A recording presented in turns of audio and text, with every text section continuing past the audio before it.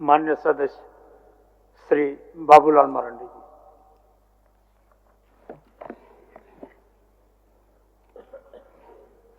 माननीय अध्यक्ष महोदय, सबसे पहले तो आपको आज अध्यक्ष चुने जाने पर पार्टी की ओर से और अपनी ओर से भी आपको बहुत बहुत साधुवाद देता हूँ, बधाई देता हूँ, शुभकामना देता हूँ। और हमें उम्मीद है कि आप सदन को अच्छे ढंग से चलाएंगे। आपके पूरे 5 वर्षों का अनुभव भी है, लेकिन उस पर मैं जरूर एक बात के आग्रह करूंगा,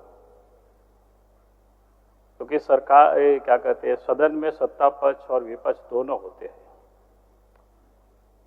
सरकार होती है वो संविधान के और नियमावली के वो कस्टोडियन होते हैं, और अपोजिशन में जो बैठते हैं उसकी एक अच्छी प्रकार से पहरेदारी करते हैं। तो आपसे हम जरूर आग्रह करेंगे कि आप विपक्ष की तरफ अगर अधिक ध्यान देंगे तो प्रदेश में या जो संविधान है या फिर हमारा जो कार्यपालिका जो नियमावली है उसका ठीक प्रकार से अनुपालन हो सकता है। क्योंकि हमें भी सरकार चलाने का अवसर मिला है और मैं जानता हूं जब सत्ता में व्यक्ति होते हैं तो कार्यकर्ता भी कई एक जगहों पर अपने अपने व्यक्तिगत ये में भी कहीं न कहीं लोग फंस जाते हैं और सच्ची सूचना सरकार तक या सदन तक नहीं पहुंच पाता है। तो ये पहुंचाने का काम अगर कोई करता है तो अपोजिशन ही करता है।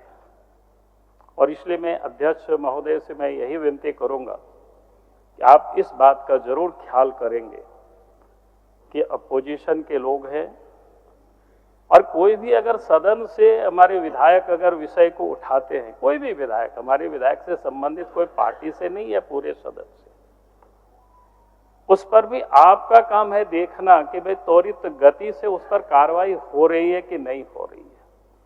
बहुत सारे ज्वलंत मुद्दे होते हैं, उन मुद्दों को उठाया जाता है विधायक की ओर से, लेकिन ध्यान में आता है कि वो विषय यूं ही सदन में विधायक उठाते हैं और यूं ही वो शांत भी हो जाता है।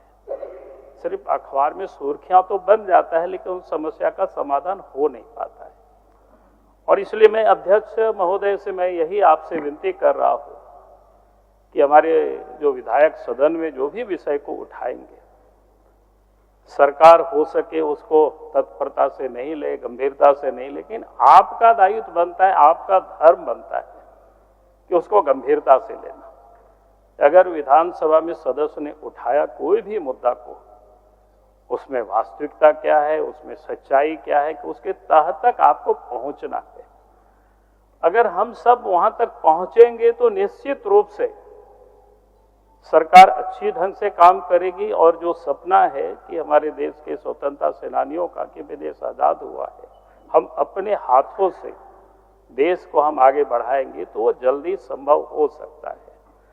तो इसलिए मेरा ये आप सबसे आपसे निवेदन है, खास करके क्योंकि आप सदन के कस्टोडियन है। सरकार तो कॉन्स्टिट्यूशन और क्या कहते हैं कार्यपालिका नियमावली के कस्टोडियन होते हैं, लेकिन सदन के कस्टोडियन तो आप होते। आप सभी विधायकों का आप संरक्षक है।